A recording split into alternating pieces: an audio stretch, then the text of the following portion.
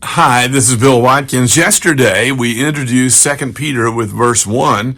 I want to go back and look at verse 1 just for a moment again, where Peter says, Simeon Peter, a servant and apostle of Jesus Christ. I just want to stop there for a moment.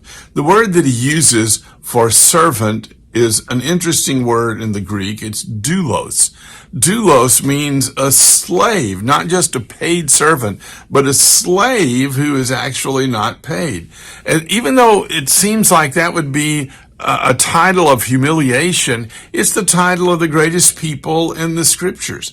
In fact, Moses is called the slave or servant of God, Deuteronomy 34:5 and other places. Joshua, commander, was the slave of God, Joshua chapter 24, verse 29. David was the servant of God, 2 Samuel chapter 3, verse 18. Paul is the servant of Jesus Christ, Romans chapter 1, verse 1. James is the slave of Jesus Christ, James, or slave of God and of the Lord Jesus Christ, James chapter 1, verse 1. And Jude, also in Jude, the only chapter, verse 1. The Old Testament prophets were called servants of God, slaves of God, Amos chapter 3 and other passages.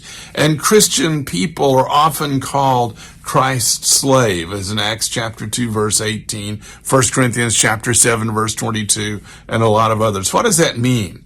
It means because we're the slave of God, we are owned by God. It means, in the second place, we are at the disposal of God at all times. It means that we owe unquestioning obedience to God. It means that we must be constantly in the service of God. Why? We are the slaves of God. Peter was, we are, and that's a good thing. Thanks for watching.